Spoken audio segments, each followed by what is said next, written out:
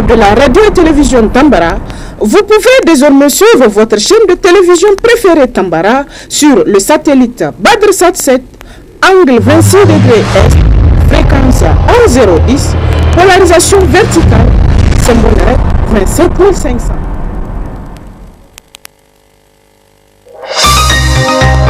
Suivez le journal avec STM Transport Voyageurs. Une nouvelle façon de voyager.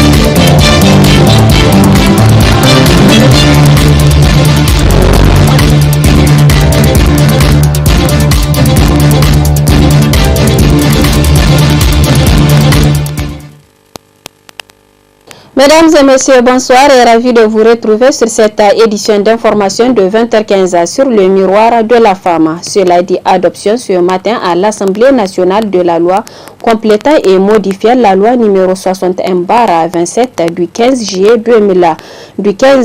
1961 portant code pénal. C'était sous la présidence du troisième vice-président de l'Assemblée nationale et aussi en présence de plusieurs membres du gouvernement. Le point avec Moubarak Yacouba. L'examen et vote des projets de loi modifiant la loi numéro 2012 de 18 mai 2012 portant statut autonome des personnels enseignants et chercheurs des universités du Niger, premier point inscrit à l'ordre du jour, a été renvoyé à la commission concernée. Après l'examen et adoption du compte-rendu sénaire de la séance plénière du mardi 23 mai, le seul point restant, l'objet du 2 points de cette séance plénière composée de 3 articles portant le projet de loi complétant et modifiant la loi numéro 61-27 du 15 juillet 1961 portant code pénal a été examiné article par article. Ainsi, le texte à examiner a été adopté par un vote d'ensemble de 102 voix pour. Il faut noter que durant les discussions, les parlementaires ont beaucoup attiré l'attention du gouvernement pour une justice juste. Ému de vote, le commissaire du gouvernement a remercié les députés pour la diligence, sérénité et l'humanité avant de s'appesantir sur l'importance de la loi. Je suis sincèrement satisfait parce que j'ai compris que nos députés accordent beaucoup d'importance de la personne aux dispositions de l'article 11 de la Constitution qui dit que la personne humaine est sacrée et que l'État a l'obligation de la protéger. Et le vote a été unanime. Je suis fier et c'est une plus-value pour le Niger au niveau des institutions des Nations Unies et dans le cadre de respect des droits de l'homme au niveau international. Merci. Voilà. Quelle est la principale innovation? La principale innovation, c'est que la disparition forcée a été reconnue par la législation nigérienne comme étant un crime. Et les auteurs, les complices de la disparition forcée ont été déterminés de façon très claire et les peines en ce qui concerne la disparition forcée ont été déterminées. Les circonstances aggravantes ont été déterminées. Voilà l'ensemble des éléments dont nous disposons aujourd'hui et qui seront intégrés au code pénal pour pouvoir poursuivre et punir les auteurs des infractions de disparition forcée. Mais ce qu'il faut retenir, c'est que tel que ça a été défini, la disparition forcée concerne à la fois les agents du service public comme des personnes qui agissent à leur propre compte. Et d'ailleurs, quand vous lisez les dispositions de la loi, ça concerne beaucoup plus les agents de l'État qui sont en mission ou commandés et qui se seraient rendus coupables d'une disparition forcée. Voilà l'innovation. C'est pour la première fois que la disparition forcée a été définie et elle concerne de façon très claire les actes posés par des individus, qu'ils soient en mission d'État ou en mission privée sur des personnes en les soustrayant à la loi. La séance plénière reprendra le vendredi 27 mai avec à l'ordre du jour l'élection partielle pour le remplacement d'un membre de la Haute Cour de justice. Je vous invite à présent à suivre les moments forts de discussion avant l'adoption de ce texte. Par rapport à la Convention internationale que le Niger a signée et ratifiée depuis 2015. Or, dans notre code pénal, en fait, il n'y a pas de telle disparition forcée. Donc, il faut l'intégrer pour qu'il soit conforme à la Convention internationale que nous avons signée. En fait, c'est ça qu'il faut comprendre. Donc, par rapport à ça, comme le dit certains autres, en fait, quand on signe une convention, il faut qu'elle soit conforme par rapport à nos textes nationaux. Si effectivement elles sont en contradiction ou il y a quelque chose qui manque, il faut le compléter pour que ça soit conforme. En droit international, il y a deux systèmes juridiques. C'est un système qu'on appelle le système unique et le système dualiste. C'est-à-dire que le système unique, c'est un peu comme nous avons évité du droit français. Lorsqu'une convention internationale est signée régulièrement et ratifiée, il n'y a plus besoin de l'importer dans le système juridique interne.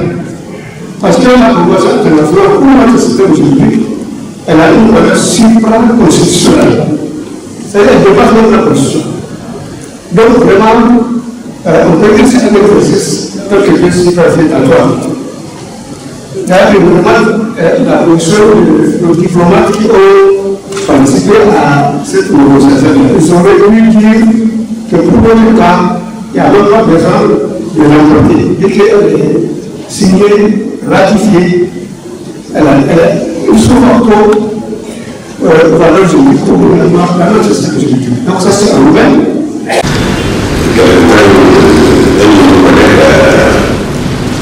Proposer une loi, mais cette loi, malheureusement, n'a pas prospéré. Donc, sous prétexte, en tout cas, cette période-là, que c'est un seul article qu'on ne peut pas insérer dans le code pénal. Je ne sais pas, aujourd'hui, c'est pratiquement la même chose, c'est un seul article. Et pourtant, les propositions sont très bénéfiques pour les populations. Le plan de la proposition de loi déposée par le député Daïma Difa. Et je demande au ministre ici à la défense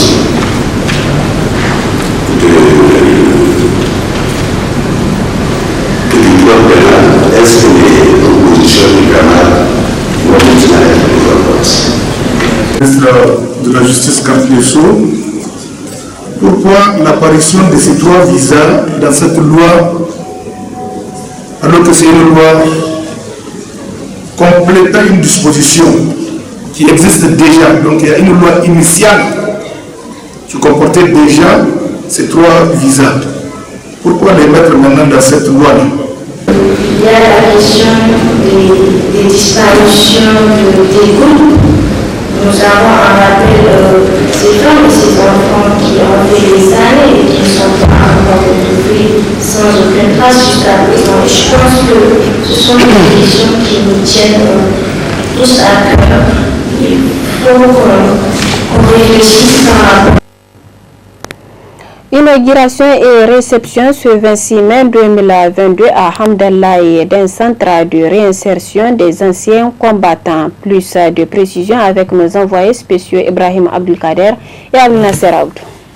Cette cérémonie rentre dans le cadre de la réception officielle du tout nouveau centre de réinsertion socio-économique des ex-combattants des groupes armés non étatiques, les relaxés et les victimes, où autorités administratives et coutumières se sont donné rendez-vous à une trentaine de kilomètres de Niamey, principalement à Hamdallaye. Un projet mis sur pied par l'Organisation internationale pour les migrants en collaboration avec le PNUD pour accompagner le gouvernement nigérien pour le renforcement de la cohésion sociale. Depuis 2017, l'OIM a accompagne le gouvernement du Niger avec son programme de désengagement, dissociation, réintégration et réconciliation DDRR dans la région de Difa, lequel s'inscrit dans le programme régional DDR de la région de Lac-Tchad, mise en œuvre en plus du Niger au Cameroun, Tchad et Nigeria.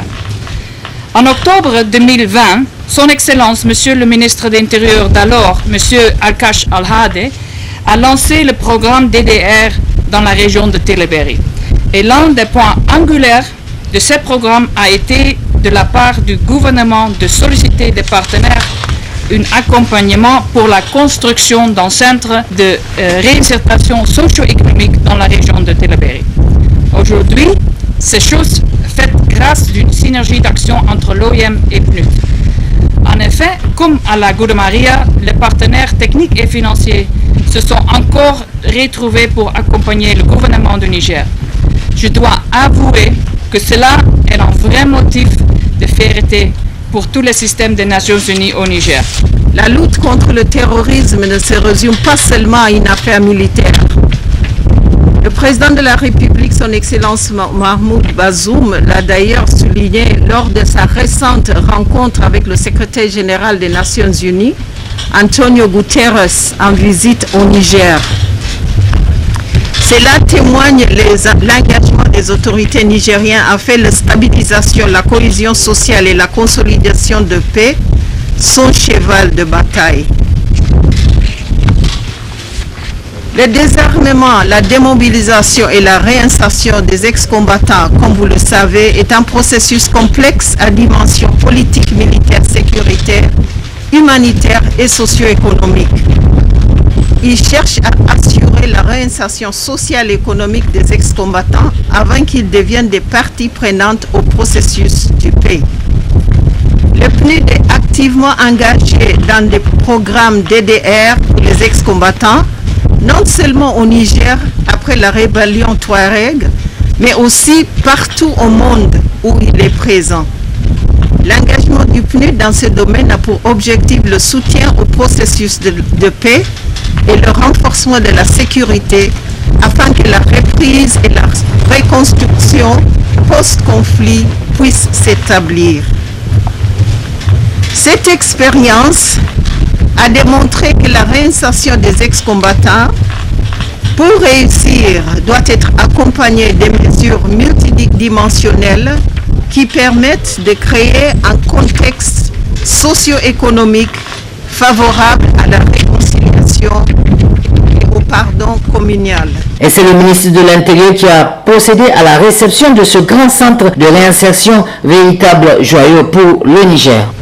Notre pays est depuis près d'une décennie au centre de plusieurs foyers de crise sécuritaire et de banditisme transnational au nord-est, à la frontière avec la Libye, au sud-est dans le bassin du lac Tchad, à l'ouest et au nord-ouest dans la zone des trois frontières du Liptako-Gourma. Ces crises exacerbent l'existence de nos communautés en général et la mise en œuvre des politiques publiques en matière de développement économique dans la région de Tillabéri en particulier. Mesdames et messieurs, c'est dire qu'avec tous les efforts engagés par le gouvernement et les partenaires techniques et multilatéraux, les groupes armés non démocratiques changent constamment de mode opératoire. Cette prédisposition machiavélique porte des coups irréparables des meurtres à l'expulsion de paisibles villageois de leur terroir. Le gouvernement est résolu à mettre en œuvre son programme Opération Retour au village, engagé depuis juillet 2021. Il nous plaît d'affirmer ici que rien et absolument rien ne fera obstacle au retour de nos concitoyens dans leurs villages respectifs. Tous les participants à cette cérémonie ont souhaité que ce centre soit au service de la cohésion sociale et qu'il en ressorte des citoyens modèles pour le développement socio-économique du Niger. Faisons un tour dans cette édition au marché hebdomadaire des femmes transformatrices qui s'alimentent chaque samedi au RECA, où plusieurs produits 100% locaux sont exposés pour satisfaire le besoin de la population. Suivez plutôt. Ramener la population à consommer local est l'initiative prise par ces femmes transformatrices des produits agroalimentaires à travers cette foire hebdomadaire, en vue de valoriser et faire la promotion des produits 100% locaux avec un mode de production sans produits chimiques, ce qui devrait inciter davantage la population à consommer ces produits locaux. Basilic, de menthe, de moringa, de clous de girafe, de gingembre. Si on a des inficettes de moringa, plus les biceps rouges. Et si nous avons aussi les inficettes de moringa au gingembre, les inficettes de moringa au basilic, les inficettes de moringa au citron, si aussi la pomme de terre, couscous de la pomme de terre, du riz et du persil. Si aussi on a le couscous de la patate douce, du riz aussi. On a les maribis qu'on utilise directement pour faire les cassoms du coton. Si on a le pot séché de l'oignon, c'est-à-dire les gaboubis, c'est-à-dire que les gaboubis composés d'épices, du sel qu'on peut mettre directement dans la sauce. Ici c'est de l'arôme local de moringa. Ici c'est de la bouillie du brésil du bleu. Ici c'est une pâte, c'est-à-dire une farine de wanzu.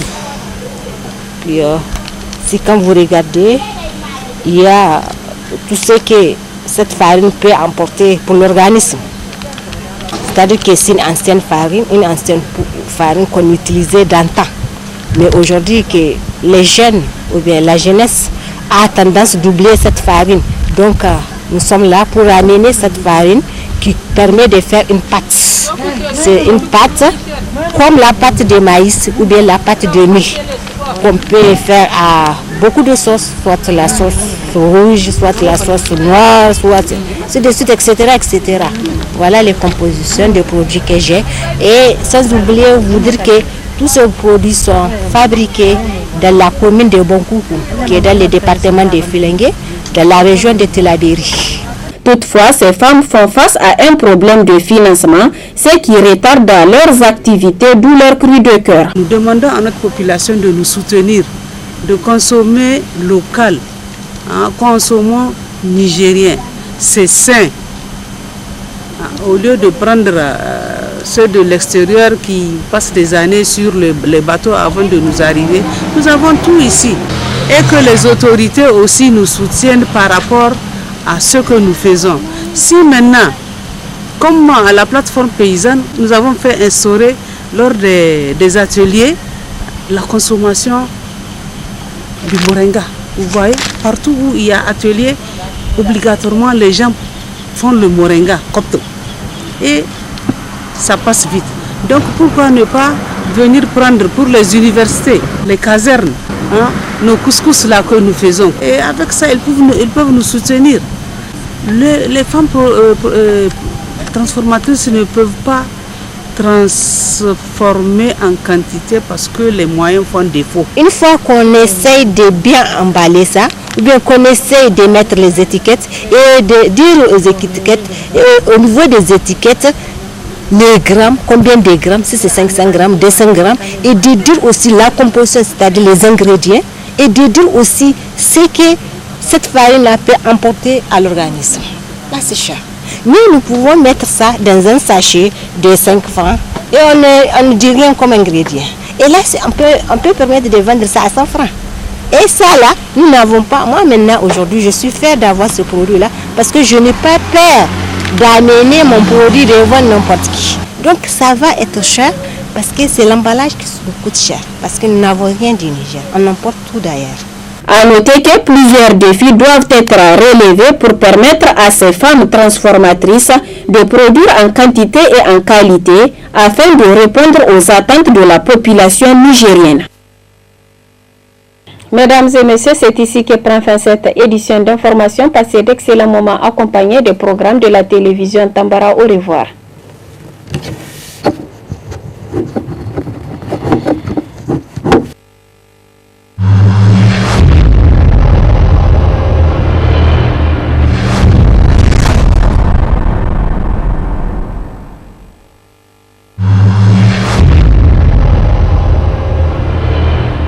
Chers auditeurs et téléspectateurs de la radio et télévision Tambara, vous pouvez désormais suivre votre chaîne de télévision préférée Tambara sur le satellite BadrSat 7, angle 26 degrés Est, fréquence 11010, polarisation verticale, symbole REC 27500.